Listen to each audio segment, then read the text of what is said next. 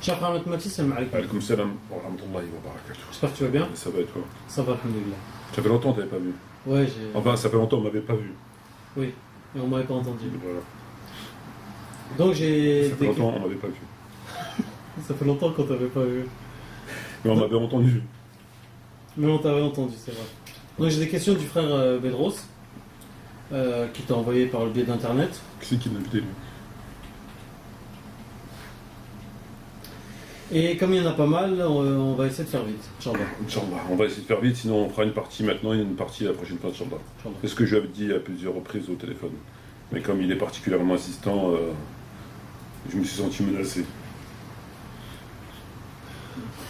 Donc je vais essayer d'arrêter les questions. Donc, أعوذ بالله من الشيطان الرجيم بسم الله الرحمن الرحيم والصلاة والسلام على سيدنا محمد وعلى آله وصحبه أجمعين والسلام عليكم ورحمة الله وبركاته. Salam à vous, frères, et le salam à nos frères et sœurs qui nous écoutent, et le bonsoir aux éventuels musulmans qui écouteraient cette présente vidéo. À toi la parole, cher collègue. Très bien. Donc, comment expliques-tu l'animosité entre chiites et sunnites à l'heure actuelle où je te parle, que ce soit sur le plan intellectuel et guerrier? L'animosité entre chiites et sunnites vient que du fait que les sunnites reprochent certaines choses inacceptables que font les chiites, et donc ça engendre une animosité. Donc en fait le problème chiite-sunnite ne date pas du prophète, ne date pas de l'époque des compagnons, il est ultérieur. Et par conséquent, on n'a pas de remède au niveau du Coran et de la Sunna, enfin un remède clair qui nous donne la position à avoir par rapport au chiisme sur certains points. De ce fait, il semblerait que certains se plaisent à jeter de l'huile sur le feu. Ça les arrange pour X et Y raisons. Comme on sait par exemple que très récemment, il a été dévoilé que le roi d'Arabie Saoudite, il avait invité les États-Unis à aller bombarder l'Iran, à couper la tête du serpent. Est-ce que c'est une position qui est islamiquement acceptable qu'un musulman, entre guillemets sunnite, propose à des koufars d'aller massacrer non pas que le gouvernement iranien, mais la population iranienne, femmes et enfants comprises, au nom de je sais pas trop quoi? Ça me semble pas très islamique. Donc tu vois, donc après il y a des gens qui sont de mauvaise foi, et la plupart des vidéos que tu vois sur Dailymotion par exemple, et qui dénoncent à juste titre ou pas le chiisme, le font de façon tout à fait inacceptable. Car en général, que lorsque tu es musulman et que tu veux intervenir pour réformer un fait, pour mettre un terme à une injustice ou à une corruption, etc., tu le fais avec une certaine démarche. Tu ne fais pas en venant insulter, etc., etc. Tu comprends ce que je veux dire? C'est comme ça. Donc la plupart le font uniquement en jetant de l'huile sur le feu, et ça c'est pas acceptable. D'accord. Parce que je pense que la pire des choses qu'il puisse y avoir, c'est que les musulmans s'entretuent. D'accord. Et ça je pense que c'est... Et pour toi, ta position serait laquelle? Ma position, alors aujourd'hui le schisme est implanté.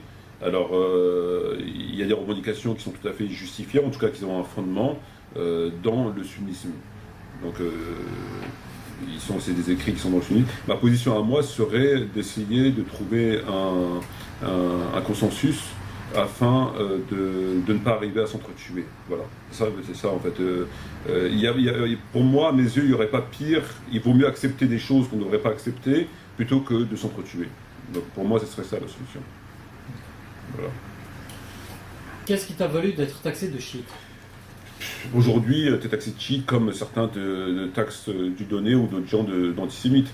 C'est un moyen de discréditer une personne qui dérange. Aujourd'hui, lorsque tu dis que Omar ibn Khattab s'est trompé et que lui-même a reconnu son erreur, t'es chiite. Lorsque tu parles du genre que je dis, t'es chiite, etc. C'est pas de la bonne foi, ils sont pas de bonne foi. En fait, dès lors que tu t'écartes, non pas du sunnisme primaire de base, le vrai sunnisme, dans lequel on peut trouver des textes tout à fait ce qu'on connaît, à partir du moment où tu t'écartes de leur secte, donc de leur vision, de leur sectarisme, si tu t'écartes, tu n'es plus musulman. Voilà. Donc après, ils trouvent un moyen quelconque pour te discréditer. Et en fait, c'est ça, c'est pas de bonne foi. Comme Oudoudi a été taxé de chiite, alors qu'il n'a rien de chiite, parce qu'il a écrit son livre Le califat et la royauté. Aujourd'hui, c'est ça, c'est un moyen de discréditer quelqu'un qui nous dérange, quelqu'un qui ne pense pas comme nous. Voilà. Le hadith Taqalayn explique-t-il à lui seul que la succession serait déduite exclusivement à Ali et à sa famille. Le hadith des deux poids, il ne suffit pas à lui seul. Parce que, en fait, il y a deux façons d'aborder l'islam. Tu peux le citer. Les deux poids, c'est quand le prophète, il dit je vous laisse deux poids, deux choses précieuses. Si vous les suivez, vous n'égarez pas après moi le Coran et ma famille. Donc c'est ce hadith qui est rapporté dans de nombreux livres d'ouvrages dits sunnites. Et donc, il y a deux façons d'aborder la théologie. Il y a une façon d'une simple lecture, donc en lisant, en apprenant ta religion par la lecture, et par l'étude. Les conclusions que tu obtiendras par la lecture ne sont pas les mêmes que par l'étude.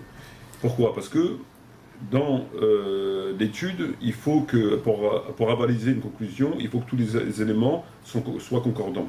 D'accord? S'il y a un élément qui vient contredire l'éventuelle conclusion, il faut que tu renvoies ta copie. Tu comprends? Tu ne peux pas arriver à une conclusion en ayant 3 éléments qui vont dans ce sens-là et 2 autres qui vont dans un autre sens. Il faut que tu l'expliques. Tu ne peux pas les écarter en les occultant. D'accord? Donc il faut que ta conclusion soit conforme à tous les éléments qui sont dans les livres. Et le hadith des deux poids, comme le hadith par exemple que Abu Bakr il a dirigé la prière, n'est pas valable pour dire qu'il a été désigné, ou qu'on peut penser que ce soit une désignation, dans la mesure où on sait qu'il y a eu le jour du jeudi. Donc le jour du jeudi semble aller à l'encontre de cette prétention qu'il aurait désigné Abu Bakr.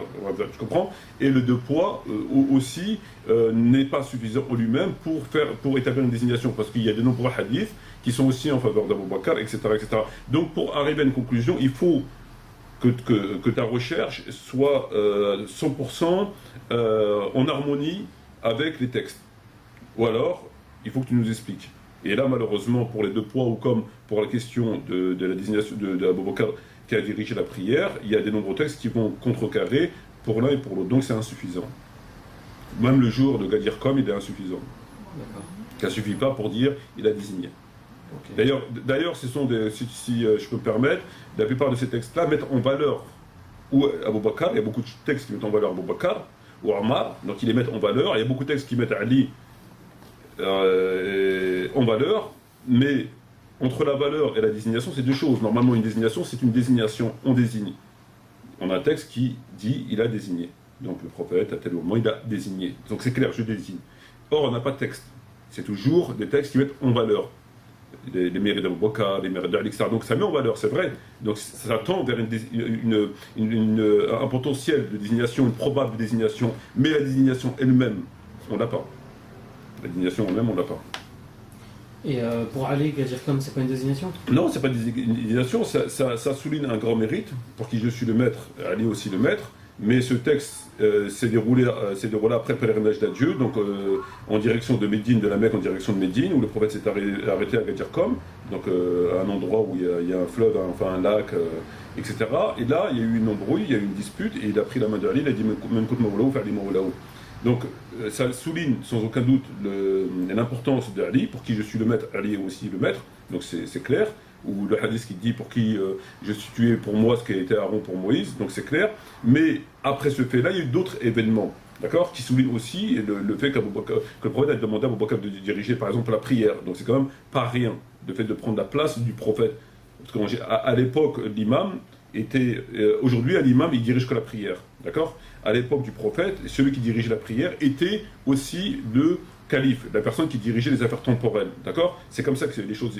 Aujourd'hui, quelqu'un qui va diriger la prière, ça ne veut rien dire. Il dirige la prière, ça ne veut rien dire du tout. À leur époque, d'ailleurs, quand on était calife, le prophète dirigeait la prière et était le chef. Abu Bakr, quand il était calife, il dirigeait la prière et il était le chef.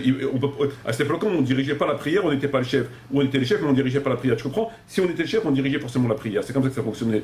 Donc le fait qu'il doit demander de diriger la prière, ça tend vers là. Ce n'est pas une absolue conviction, une absolue vérité, mais en tout cas, ça tend vers là. Donc il y a des éléments après, ultérieurs, qui viennent quand même corroborer cette affirmation, même si le fait en lui-même est très important et très révélateur. Mais pour moi, c'est insuffisant. Que penses-tu de Muawiyah et de ceux qui le défendent?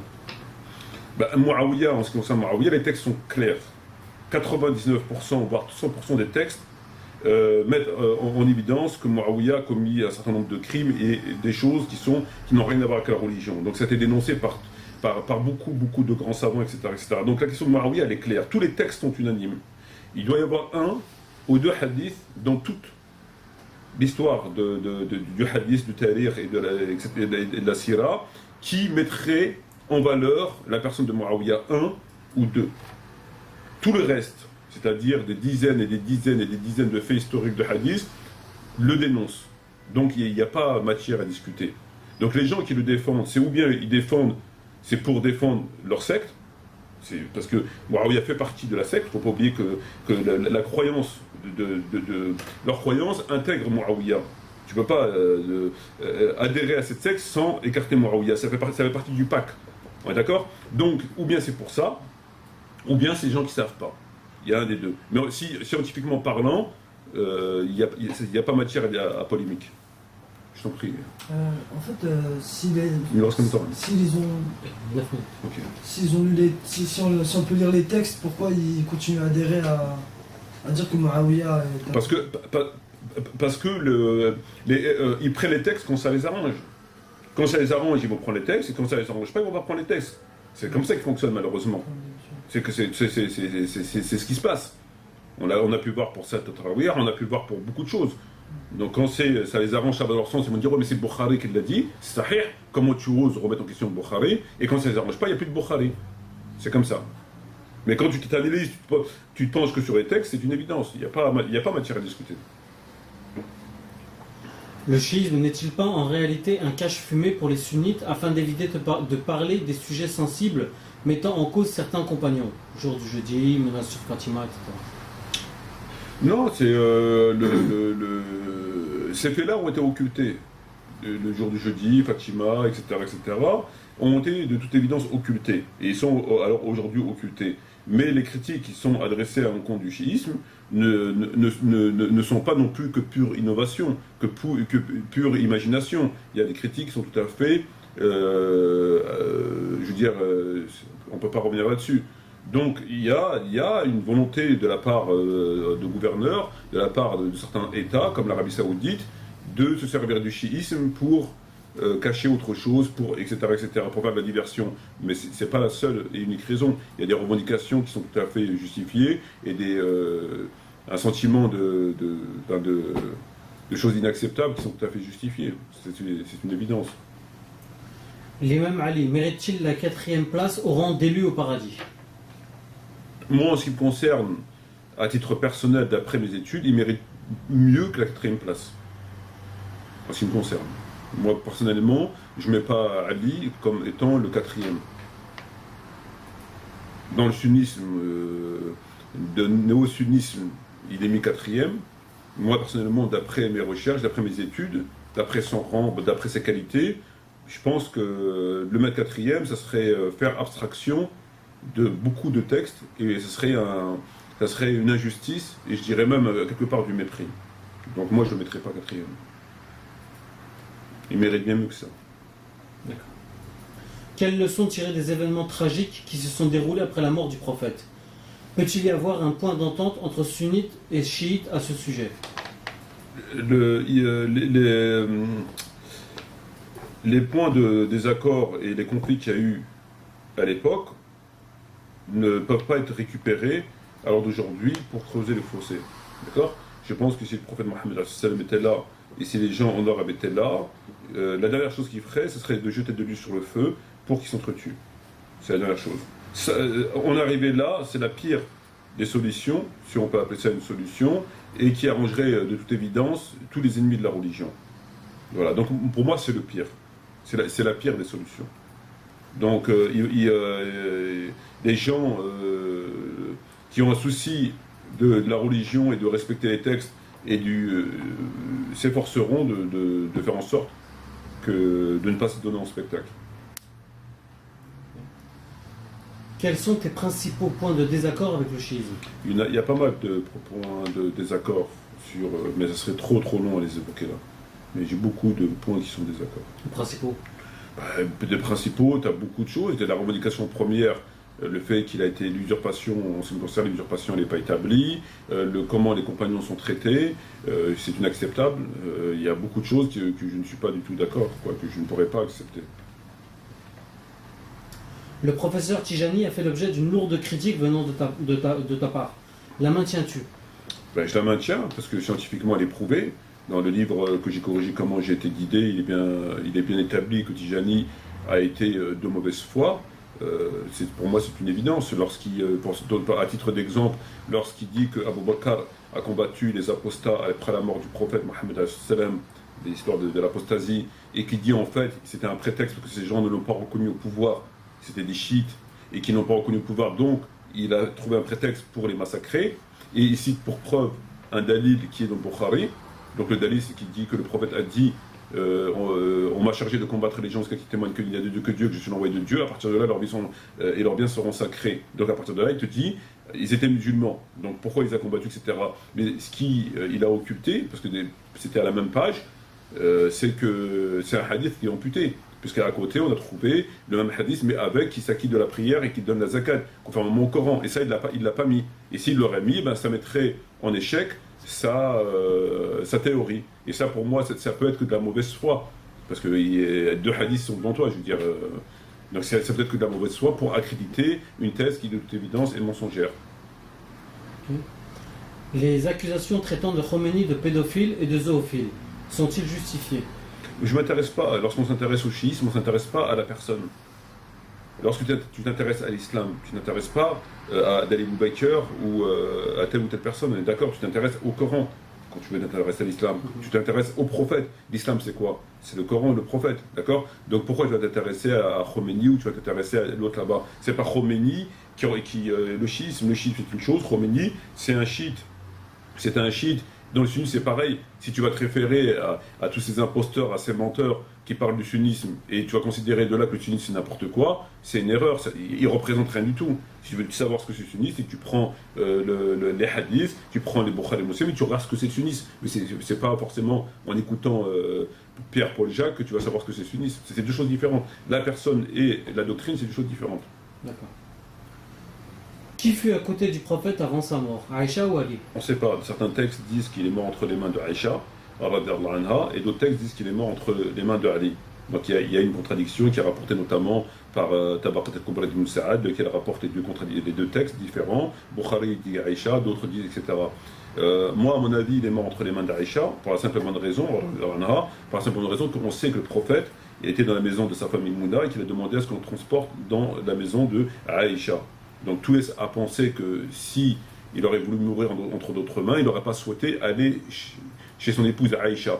Donc dans un premier temps, sous un premier regard, ça laisse à penser qu'il a souhaité mourir dans la demeure d'Aïcha, donc probablement près d'Aïcha. Parce que c'est lui qui a demandé à ce qu'on le transporte là-bas. Sinon, il aurait demandé à être transporté chez Fatima ou chez une autre personne. C'est pas ce qu'il a fait. Mais bon, peut-être que Ali entre-temps est venu, et quand même il serait mort entre les mains d'Aïcha ou de Ali, ça change quoi? Il nous reste une minute à peu près, je vais te poser l'autre question. Pourquoi Ali n'était pas à la Saqifa? Parce que la Saqifa était un fait qui s'est déroulé de façon spontanée à la mort du prophète. Ça n'a pas été préparé, il n'y a pas eu d'affiches qui ont été collées ou d'émissions qui a été... Donc c'est un fait qui était spontané, et Ali n'était pas là, et les gens se sont précipités à la Saqifa. Le problème, c'est pas la Saqifa, c'est qu'après il n'était pas là, mais on n'a pas voulu, en fait, on n'a pas revu le mode. C'est-à-dire on l'a accepté, ça s'est fait dans la précipitation, en l'absence de Ali, ce qui n'est pas acceptable. Ça peut arriver dans la précipitation, mais la moindre des choses, c'est qu'on revoit ce fait-là tranquillement, il n'a pas été revu. D'accord. Pourquoi Fatima fut enterrée en secret? Parce qu'elle a eu un lourd conflit avec Abu Bakr et Omar, et elle a souhaité à ce qu'on enterre dans la nuit, parce qu'elle avait un contentieux vis-à-vis d'eux. D'accord.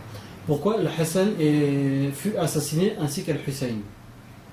Hassan, il y a divergence. Certains disent que c'est pas Muawiyah qui l'a assassiné. Quoi qu'il en soit, l'effet démontre qu'il a été empoisonné, et tout laisse à penser, et certains le disent clairement, comme Tabari et d'autres, il a été empoisonné. Parce que là, on n'aura plus le temps, donc il faut interrompre. C'est fini là? Voilà, c'est bon, on clôture quoi. D'accord. Mais on attend de dire au revoir quand même. Voilà, c'est tout. Merci. De rien. Je vous remercie, et à la prochaine pour une prochaine vidéo. Merci beaucoup. Salam alaikum.